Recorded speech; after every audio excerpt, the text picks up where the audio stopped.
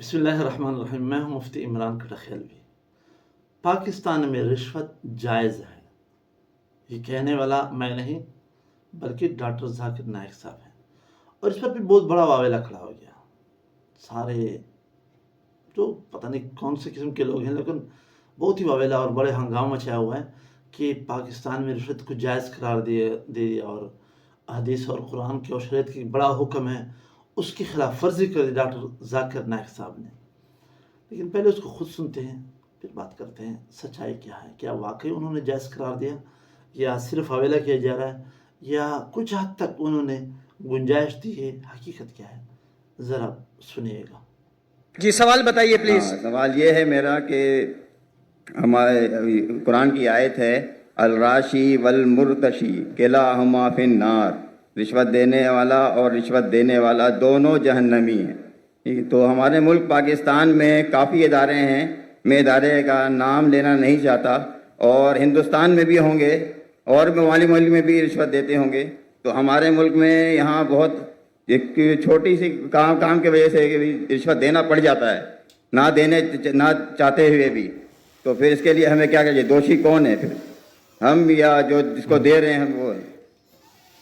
ایسا آپ نے کوئی کچھ چیز عربی میں کہی اور کہا قرآن میں لکھا رشوت دینے والا اور رشوت لینے والا جہنم میں.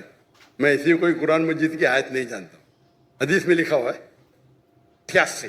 آپ کا سوال تھا کیا رشوت دینے والا غلط کیا رشوت لینے والا غلط؟ یہ سوال تھا آپ کا. جی سر.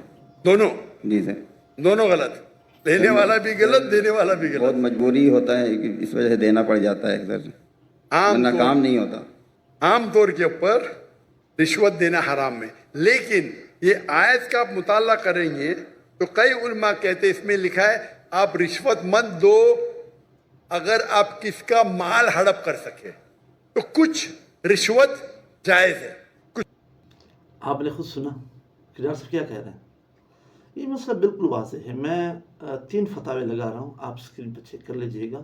دارالعلوم دیوبند کا، بنوری ٹاؤن کا، اور جامعہ عثمانیہ کے بڑے بڑے مدارس ہیں پاکستان انڈیا دونوں میں. تو ان کا مقصد یہ ہے ڈاکٹر ذاکر نائک صاحب کا، میں ذرا اس کو تھوڑا اور بھی واضح کر دوں کہ بھائی دفع ظلم کے لیے آپ رشوت دے سکتے ہیں.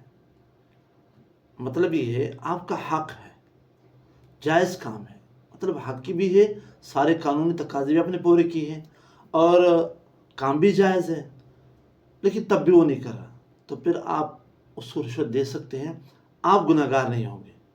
البتہ جو لے رہا ہے نا اس کے لیے تب بھی حرام ہے، اب بھی حرام ہے، پہلے بھی حرام تھا، اب بھی حرام ہے. ٹھیک ہے؟ تو یار مطلب یہ سب کے نزدیک ایسا ہی ہے. اب یہ جتنے بھی شریعت میں مسئلہ ہے یہی ہے.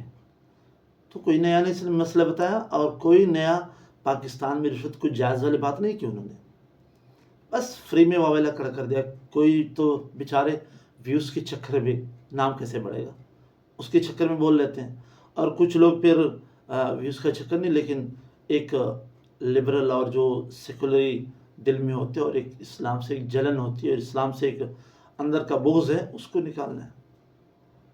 باقی مسئلہ سب کے نزدیک یہی ہے. یہ مطلب بھی اس کی ایگزامپل انہوں نے خود دی ہے. لائسنس آپ ڈرائیور ہیں، کام سارا آپ کو آتا ہے، اب آپ لائسنس لینے کے لیے آپ جا رہے ہیں، وہ کر ہی نہیں رہے. بھائی کیوں نہیں کرو؟ بھائی کام بھی آتا ہے، جائز ہے، قانون میرا حق بنتا ہے کہ مجھے لائسنس آپ دے، لیکن تبھی نہیں دے رہا، اب جائز کام ہے. اس طرح کوئی ریٹائر ہو جاتا ہے، اب اس کی پینشن بنانے کے لیے اس کو کام کرنا پڑتا ہے. ظاہر بات ہے پینشنر بندہ سارا گزر پینشن پر ہی کرتا ہے، وہ بغیر رشوت کی بنا نہیں رہے کاغذ، وہ سالوں سال لگا دیں گے، کبھی ایک جگہ پھنسا دیا، کبھی دوسرے جگہ پھنسا دیا. تو آپ ان کی ظلم سے، ان کی جور سے تنگ آ کر بڑے بہت کچھ ہو جاتا ہے. اب یہ اپنے سے ظلم دور کرنے کے لیے، اس کو کہتے ہیں دفع مضرت، تو ظلم کو دور کرنے کے لیے آپ دیتے ہیں، یہ بھی جائز ہے. تو بہرحال شدید مجبوری کو دیکھ لیں، اگر مجبوری نہ ہو تو پھر دینا جائز نہیں ہے. وہی حکم ہے جو رشوت لینے دینے والے کا ہے پہلے سے. تو رشوت کسی نے جائز نہیں کیا، 1400 صدی پہلے جو حرام تھا اب بھی حرام ہے. بہت شکریہ. اللہ حافظ.